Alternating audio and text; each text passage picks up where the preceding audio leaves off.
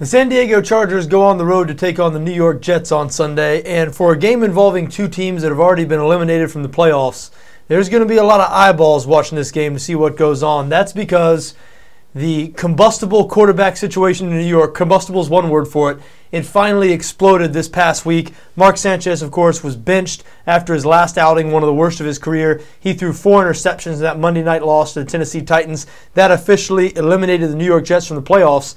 Now, what was a surprise was he was benched for Greg McElroy, not Tim Tebow, and that has created a media firestorm over the last 2 or 3 days.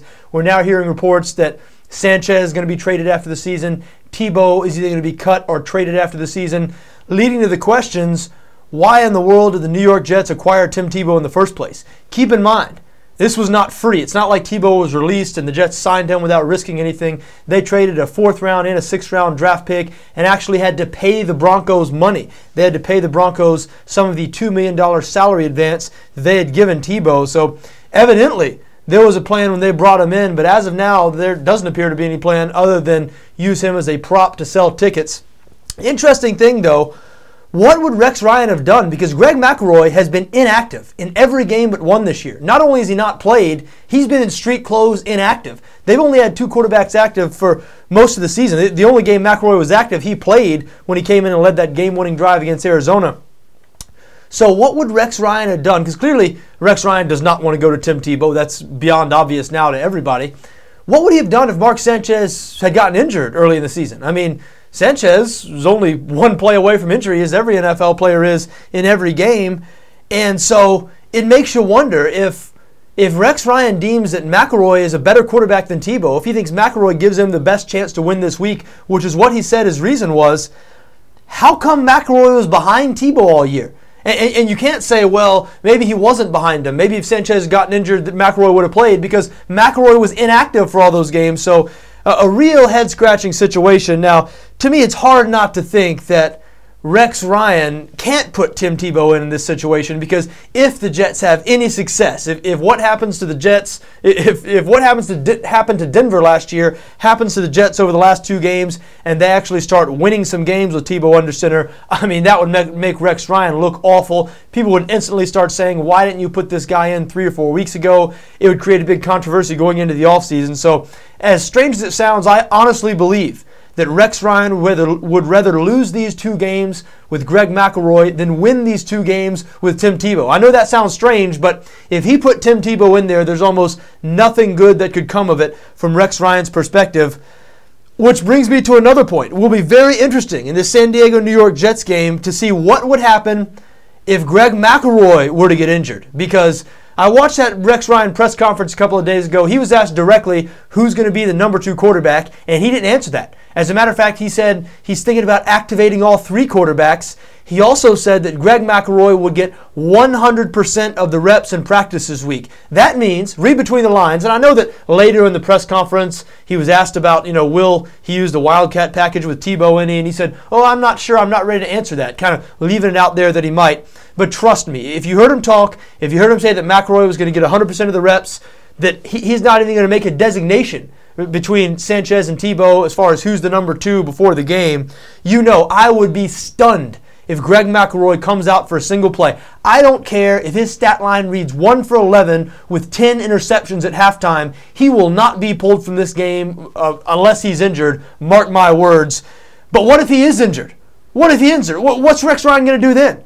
Is he going to go back to Mark Sanchez at home in New York? I mean, the fans might start going nuts, might start booing, throwing batteries at him, would definitely start booing. They might start, who knows, they might rush the field. Would he go with Tim Tebow, a guy he's passed over, and we're now hearing they're going to ship out of town after the season?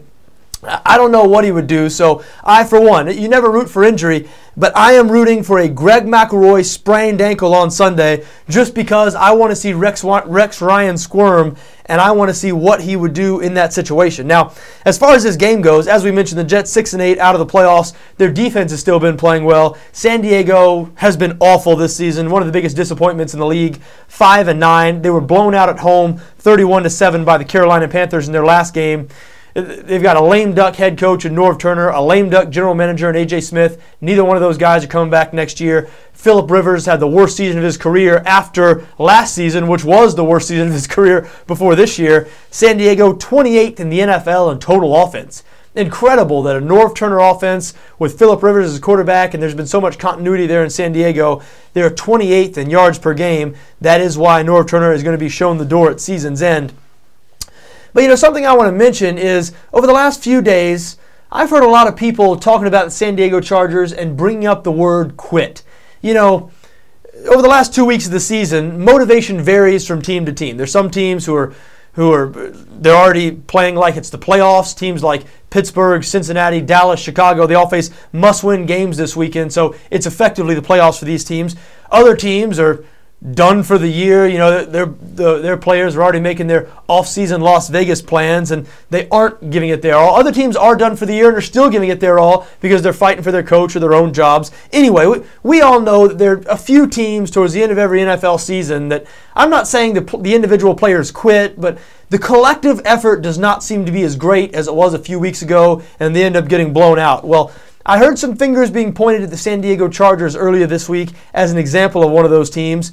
And people were using last week's 31-7 loss to the Carolina Panthers, a team that's lost 9 games this season themselves. People are using that as an example, but I'm not willing to go there with the Chargers yet. Now, they're a bad team, I'll give you that, especially on offense. Phillip Rivers has been playing terribly. Ryan Matthews out for these next 2 games. He broke his collarbone again. But remember, just the game before last, San Diego's last road game, they beat the Pittsburgh Steelers 34-24 in a game the Steelers absolutely had to have. Now, the Chargers were already eliminated from the playoffs at that point. They didn't have any more to play for then than they do now. So I'm not sure if last week's result, their blowout loss to Carolina, I'm not sure that necessarily means San Diego has folded the tent. And I'm looking at this game going on the assumption they're going to put equal effort. That is, equal effort to what the New York Jets give. Now, the Jets are 1-point home favorites in this game on BETDAQ, 40.5 the total. To me, it's hard not to look at the under here. The Jets have been playing good defense. We know about their problems on offense. Do we even need to read the stats? 30th in total offense, 28th in points scored, and they've been really worse on offense over the last few weeks. They've regressed as the season has gone along. We know that Greg McElroy is not going to be able to get the ball downfield with any regularity. We know the Jets are going to be extremely conservative on offense in this game, and it just so happens San Diego has but one of the better front sevens on defense in the NFL. Say what you want about the San Diego Chargers, but their defense has been good this season under first-year defensive coordinator John Pagano. They've been top 10 in rush defense all year. They're currently 7th in the NFL against the run. Again, they've been top half in total defense all year, 13th in the NFL right now. Their weakness is in the secondary. They're not terrible in the secondary, but they're better against the run than they are the pass. But the Jets are not going to be able to attack their secondary this week with Greg McElroy, I don't believe. Not like the Jets have been attacking anybody's secondary all year. So we'll see if the Jets are able to have much success running the ball against San Diego Chargers. I have my doubts, which is why I lean towards the under here. I also lean towards San Diego. Now, I don't have much faith in the Chargers. I mean, how can you? This is a 9-loss team. They're just blown out last week. Phillip Rivers has been terrible all season. I've said it before and I'll say it again.